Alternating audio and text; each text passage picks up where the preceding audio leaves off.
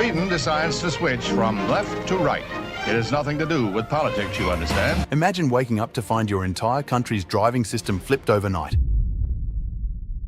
It's September 3rd, 1967, a day forever known in Swedish history as Dagen H or H-Day. On this monumental day, Sweden made the audacious move from driving on the left side of the road to the right, aligning themselves with their European neighbours. Intrigued? Let's delve into the fascinating story of how an entire nation adapted to this change in a single night.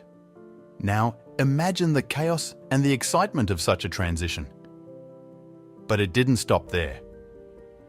Soon after this traffic revolution, Stockholm unveiled a major new 6-lane motorway.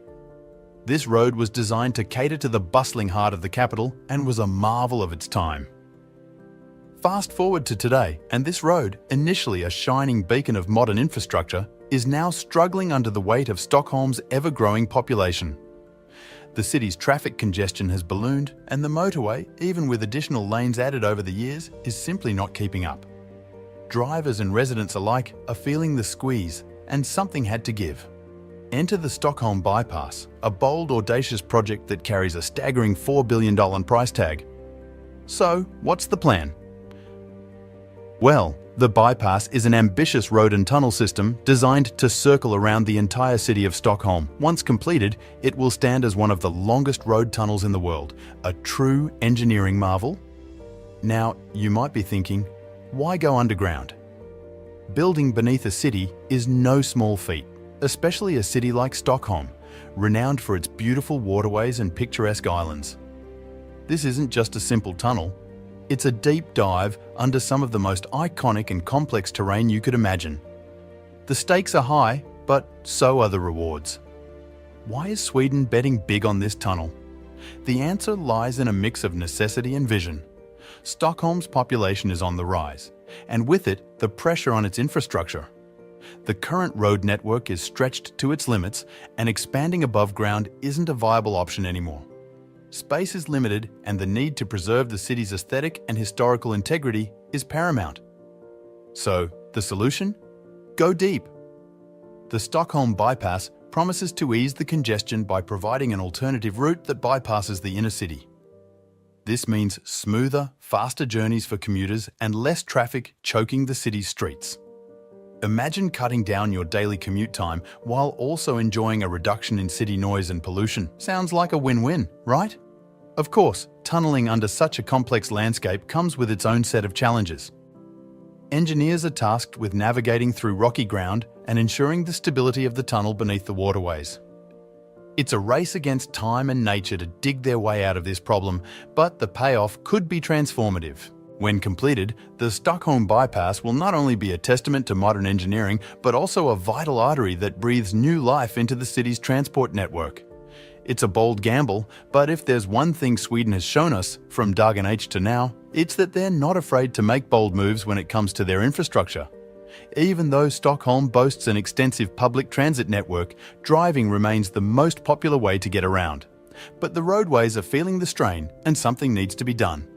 Enter the E4 Bypass, a massive $4 billion project aimed at easing the city's congestion. So, what's the E4 Bypass all about?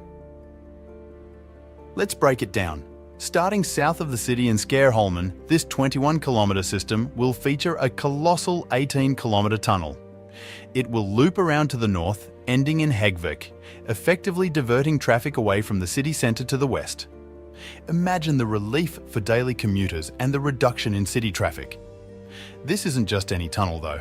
We're talking about a twin set of tunnel tubes, each carrying 3 lanes of traffic. That's 6 lanes in total, designed to handle the increasing number of vehicles. Now, let's get into some of the engineering marvels of this project. At its deepest point, the route will reach nearly 100 meters below ground level. Picture that, almost the height of a 30-story building. Navigating this complex terrain under Stockholm's waterways and islands is no small feat, but Swedish engineers are up to the challenge. When the E4 bypass is completed in 2030, it will be one of the longest road tunnel systems in the world. This isn't just a tunnel, it's a crucial investment in Stockholm's future, designed to handle the growing traffic and improve the quality of life for its residents. So why is Stockholm betting big on this super deep tunnel? It's all about foresight and necessity. The current road network is maxed out, and expanding above ground simply isn't an option. Space is limited, and preserving the city's historical and aesthetic integrity is crucial. The solution? Go underground and create a bypass that not only addresses today's traffic woes, but also prepares the city for future growth. To clear the route, workers began by drilling a ring of holes into the rock. These holes are injected with a mixture of cement and water, creating a barrier once it hardens, preventing water from seeping in through any natural cracks. After sealing the cracks, more holes are drilled and filled with blasting material. Piece by piece, the rocks are blasted away and removed, gradually shaping the tunnel. This method requires precision and patience. It's not just about brute force, it's about carefully managing the stability of the surrounding earth and ensuring the tunnel remains safe and secure. The process is meticulous and time-consuming, reflecting the complexity and scale of the project. Remember, this isn't just any tunnel. At its deepest point, it will be nearly 100 meters below ground level. The E4 bypass is designed to handle the future of Stockholm's traffic while preserving the city's charm and functionality. It's a bold bet on the future, showing Sweden's commitment to innovative infrastructure solutions. Building the Stockholm bypass is no small feat. Excavating the 22 million tons of rock and sand needed to make way for the tunnels will take years. Once a section is carved out, workers reinforce the tunnel with rock bolts and spray the walls with concrete. After that, they add an inner wall and an outer ceiling to ensure that no water seeps in. Excavating the tunnels is just one part of the challenge. Ensuring driver safety is critically important. Let's be honest, if you're driving deep underground, you want to be sure you'll make it out safely on the other side. That's where a state-of-the-art ventilation system comes in, featuring 250 reversible jet fans and 4 exhaust air stations to maintain air quality. In case of a vehicle fire, a water-based suppression system will be built into the tunnel ceilings in 50-meter-long sections throughout the entire tunnel. Constructing a tunnel under a city is far more technically complex than building a traditional road, but the benefits are significant. Tunneling helps reduce the project's environmental impact and preserves more space above ground for housing and other developments. This approach aligns with Stockholm's commitment to sustainable urban planning and preserving its unique charm. The E4 bypass is more than just a tunnel. It's a visionary solution to a pressing problem. With Stockholm's population set to grow dramatically, the city needs a robust infrastructure that can handle increased traffic while maintaining its quality of life. This bypass is a testament to Sweden's forward-thinking approach to urban development. Now, this all sounds like a lot of work to construct new infrastructure for cars at a time when people are being encouraged to take public transit over driving. Sweden is even banning petrol and diesel cars from parts of the city to clean up its air. This is part of a broader goal to reduce carbon emissions by 30% by 2030. Officials estimate that traffic emissions from the new bypass will only contribute less than 1% of CO2 emissions. The Stockholm bypass has been a long-awaited project. Originally, it was supposed to be finished in 2018. But here we are in 2024, and the roadway is still under construction. It's not expected to be completed until the end of the decade. To make matters more complex, the project has blown through its initial $3.3 billion budget by nearly $1 billion due to contract cancellations, worksite safety issues, and political hurdles. As Stockholm's population continues to swell rapidly, the city doesn't have much more time for additional delays. Traffic in the city centre is already feeling strained, so the completion of the bypass will be a welcome relief. This is one of Sweden's largest ever infrastructure projects, and the light at the end of the tunnel is growing brighter. All eyes are on Sweden to see its success. Thanks for watching. Please like the video, press the subscribe button, and also drop your thoughts in the comment section. Can a $19 billion plan truly transform New York's JFK Airport into a modern marvel? As one of the busiest airports in the world, JFK has long struggled with outdated facilities and congestion. JFK is the worst airport in the country when it comes to dealing with luggage. At JFK Airport, a temporary system outage at customs left travelers waiting for hours in security line. Now, a massive overhaul aims to revitalize this iconic gateway. But what does this ambitious project entail, and how will it impact travelers in the city? Let's dive into the details of the bold plan to save JFK Airport. Now, New York City is the epitome of a world-class metropolis, renowned for its towering skyscrapers, vibrant culture, and bustling streets. But is it largest airport? Not so much. JFK has gained quite a notorious reputation among travelers, from being ranked the worst airport for luggage handling to incidents like a temporary customs outage that left passengers stranded for hours and a water main break that flooded Terminal 4. It's safe to say JFK has seen better days. A water main break flooded most of Terminal 4 at JFK International Airport yesterday. JFK was celebrated as one of the top airports in the country. It boasted modern facilities and cutting-edge design and handled more international traffic than any other airport in the world. Originally called Idlewild Airport, it opened in 1948 to relieve congestion at LaGuardia, featuring 6 runways and 5 architecturally stunning terminals. The airport quickly became the first to serve passenger jets, marking its place as a pioneer in aviation. But over the years, JFK's glory began to fade. Outdated facilities, frequent delays, and a chaotic layout turned the once proud airport into a source of frustration for many. However, there's a new chapter on the horizon for JFK, one that promises to restore its former prestige. One of the major complaints about JFK is its disjointed layout, which often leads to confusion and long walks between terminals. The overhaul includes a complete redesign of the airport's layout, creating a more cohesive and easily navigable space. This means shorter walking distances, better signage, and improved accessibility for all travelers.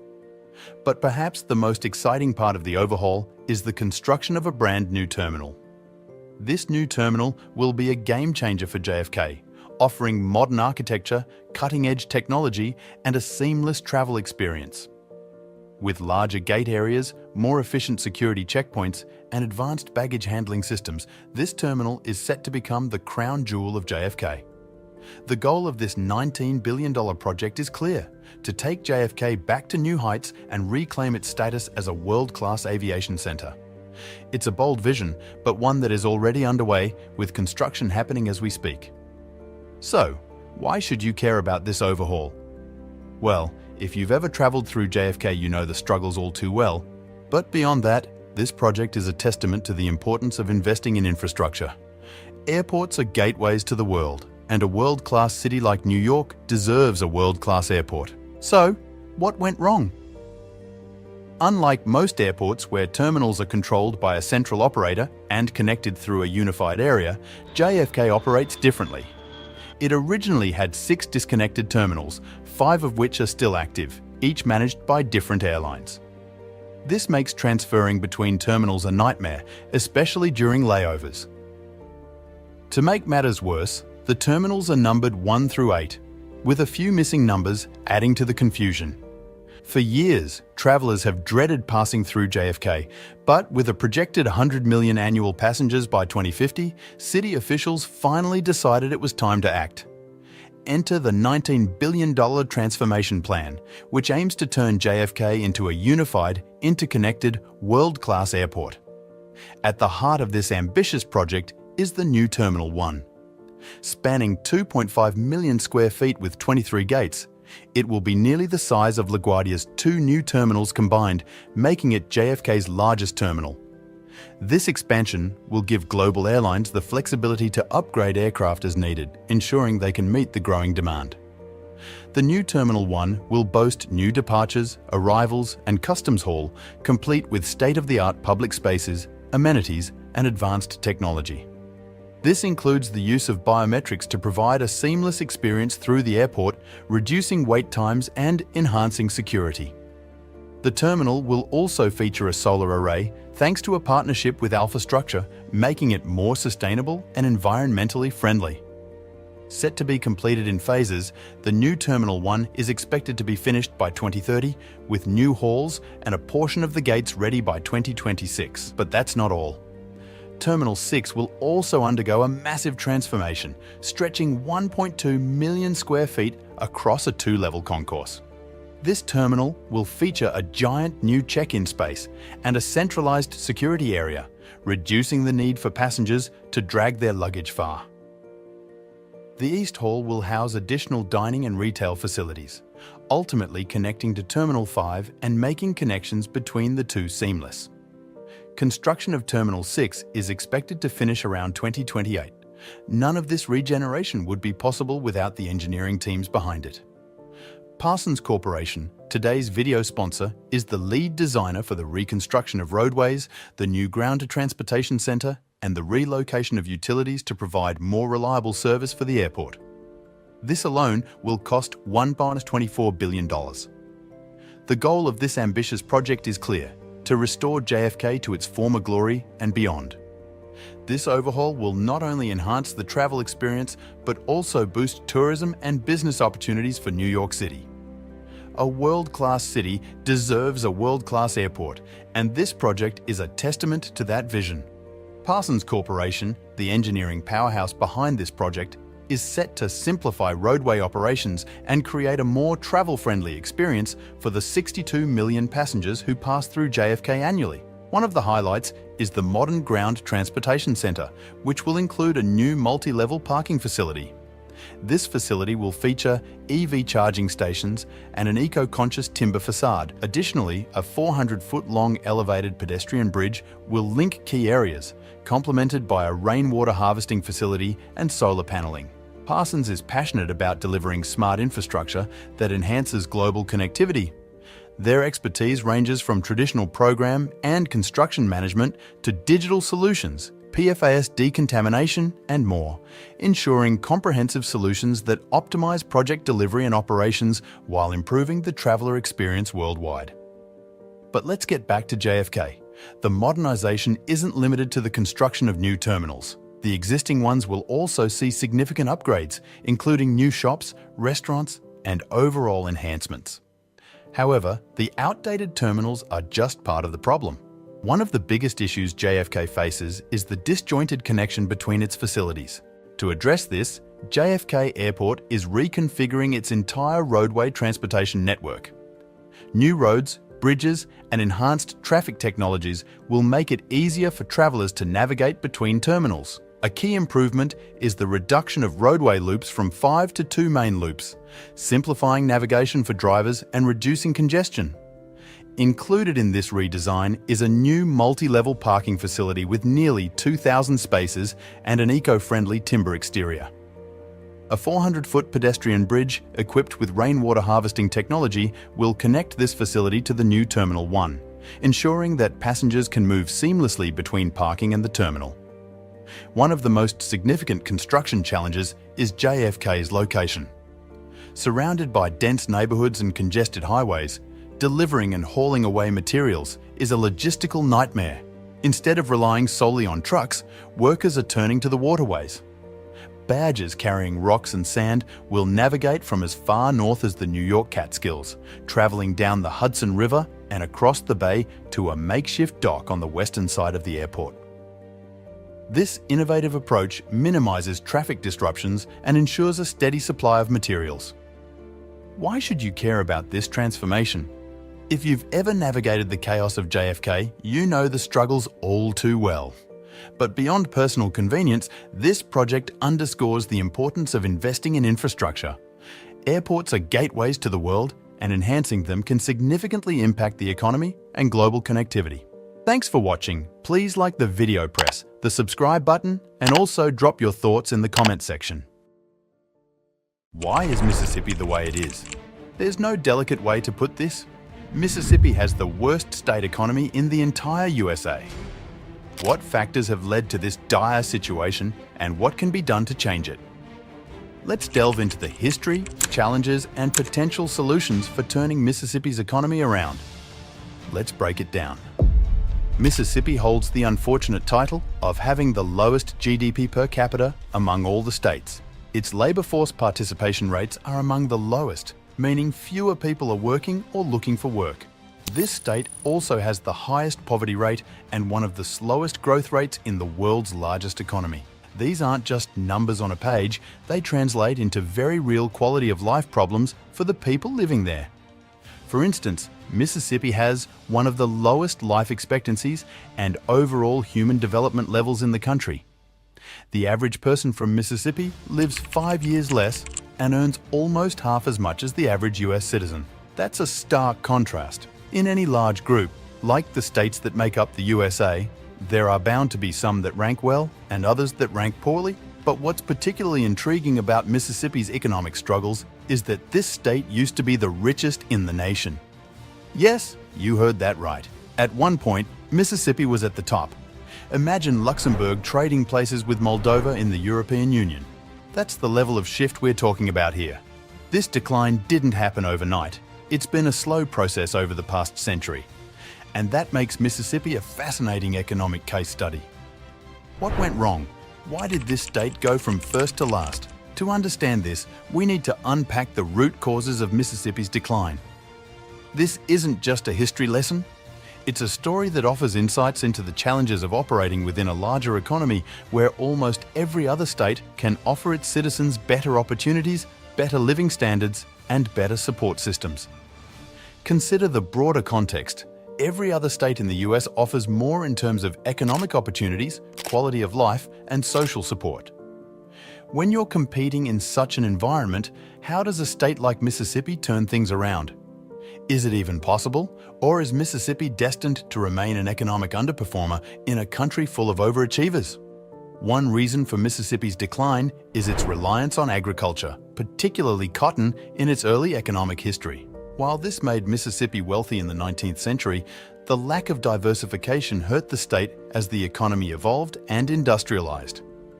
Other states adapted and diversified their economies, while Mississippi lagged behind. Education is another critical factor. Mississippi has historically had lower investment in education compared to other states. This has long-term effects, as a less educated workforce is less adaptable to the changing demands of the modern economy. States that prioritize education typically see better economic outcomes, and Mississippi's underinvestment here has certainly played a role in its economic struggles. Infrastructure is yet another piece of the puzzle. Poor infrastructure makes it difficult to attract and retain businesses, which in turn hampers economic growth. When you compare Mississippi's infrastructure to more economically successful states, the differences are stark. Additionally, social and economic policies have had their impact. Policies that don't support business development or adequately address social issues can create an environment where growth is stifled. Back in the early days of the USA, Mississippi was riding high on the hog, thanks primarily to its booming agriculture sector. This agricultural success translated into substantial wealth, making Mississippi the wealthiest state in the Union for quite some time. But how did Mississippi go from being the richest to the poorest state? The story of Mississippi's decline is a classic example of the pitfalls of economic over-reliance on a single industry. As other states industrialized and diversified their economies, Mississippi lagged behind, sticking primarily to agriculture. The Civil War and its aftermath devastated Mississippi's economy. The abolition of slavery meant the loss of the labor system that had underpinned the state's wealth. The transition was tumultuous and left Mississippi economically crippled for years. Economic growth relies on good infrastructure, and Mississippi has consistently lagged in this area. Poor roads, limited public transport, and inadequate utilities make it difficult to attract and retain businesses. Social and economic policies that didn't support business development and failed to adequately address social issues have further stifled growth. Other states have created more business-friendly environments and better social safety nets, putting Mississippi at a disadvantage. Is there a way for Mississippi to turn things around and regain relevance in the modern economic landscape? Some experts believe it's possible, but it won't be easy. Prioritizing education can create a more skilled workforce, attracting businesses that need talented employees. This means higher incomes and better job opportunities for residents. Upgrading infrastructure would make the state more attractive to businesses and improve the quality of life for its residents. Better roads, utilities, and internet access are crucial. Moving beyond agriculture and attracting industries like technology, manufacturing, and services could provide a more stable economic base. Diversification is key to resilience. Implementing policies that support business development, innovation, and entrepreneurship can create a more dynamic economy. This includes tax incentives, grants, and support for startups. As we've seen globally, investments in technology can massively improve productivity and living standards without necessarily increasing costs. This is where Mississippi could take a page from more successful states and nations. Mississippi's early economic history was dominated by plantations that exploited enslaved labor, resulting in minimal labor costs and maximum utilization of the region's fertile land. This combination allowed the state to thrive on its cash crops, which were in high demand globally. In economic terms, the production of any good relies on three key components: land, labor, and capital. Mississippi's effective use of free labor and fertile land reduced the necessity for capital investments, such as roads, machinery, factories, and tools. Interestingly, in that era, enslaved people were treated almost like capital rather than labor. They were considered investments to boost the productivity of plantations, much like machinery would in other industries. Wealthy plantation owners, therefore, had little incentive to invest in modern capital assets, such as automated farm equipment, when they could simply purchase more enslaved people and provide them with basic tools. Moreover, Mississippi's geography, characterized by the extensive waterways of the Mississippi Delta, diminished the need for infrastructure development like roads. The ease of transporting goods via these waterways meant that almost all industries were situated along the rivers. Consequently, the areas between these rivers remained sparsely populated well into the 20th century. Even after the Civil War, Mississippi's economic policies remained heavily skewed towards traditional agriculture, despite the burgeoning potential of the mechanical industry that was revolutionizing other economies. The state had the resources to excel in emerging industries, a sizable labor force, access to ocean trade routes, and potential links to European markets. Policymakers and potential industrialists of the time were averse to the idea of black people working in factories, further stalling industrialization. Thus, the very factors that had contributed to Mississippi's economic strength in the early 19th century became its impediments by the century's end. The reliance on slave labor had created a wealthy, isolated class of landowners who saw little benefit in investing in industrial infrastructure or diversifying the economy. In 1865, 55% of Mississippi's population were former slaves.